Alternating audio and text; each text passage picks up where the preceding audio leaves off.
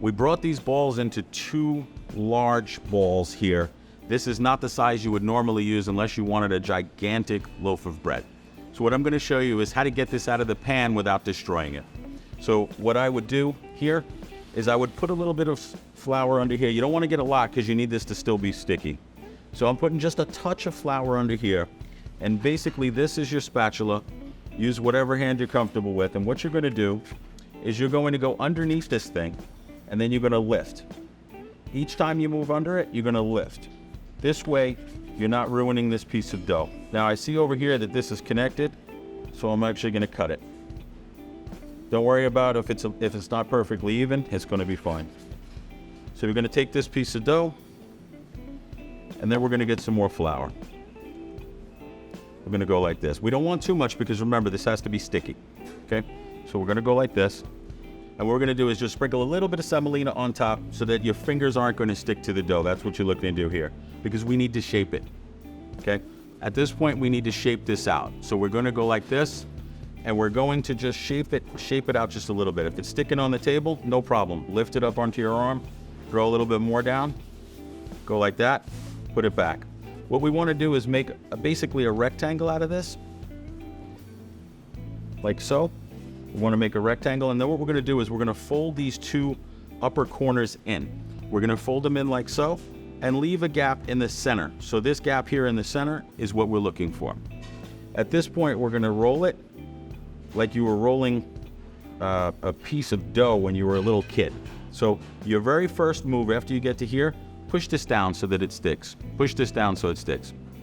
Then roll it over here and get some tension going. You want to have tension, like you're rolling it up like that. So then you get it here and you're going to push down.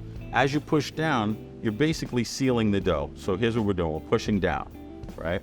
And then we're going to go again. Surface tension, push down. Then the last move is right here. We're going to have this real nice loaf there. Now what we have to do is very important at this point. You need to turn this over and you need to seal this, okay? So this lower edge here, we're going to seal this by pinching our fingers together. Remember, it's dough, and this is why we needed it to be sticky. So what we're going to do is put this together, seal up this edge, make this nice little point here,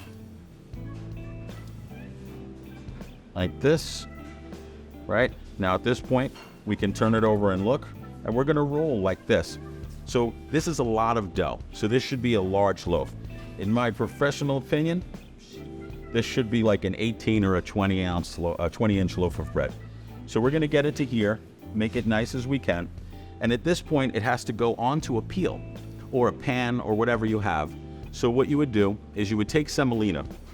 Let's just assume this is your pan. We're going to lay this on here like this, so it's almost like a little bed for this piece. Then we're going to put this here onto the board or the pan, whatever you have. This will sit like this.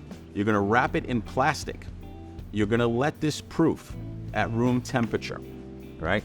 So now what happened is we just folded it up. It needs to get some more volume. So it's going to come up in size. And when it comes up in size to the point that you're happy with it, let's say 45 minutes later, that's the point you're going to unwrap it. You're going to score it.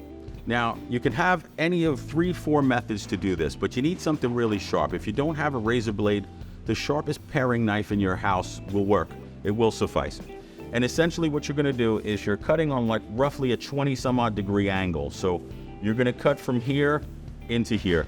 So what you're trying to do is go like this. Now remember, this step is not done now traditionally. I'm showing you so that let's assume that it had risen for 40 minutes. It's up to here. And now what we're going to do is we're going to cut it. Okay? So we're going to cut. You really want something very sharp. You see how if it's not sharp, it drags and pulls the dough with it. Not a great thing.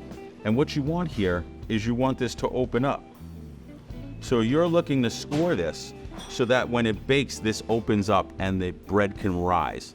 So what you're going to see there is you're going to see this area that just pops open like this, and it's going to be beautiful.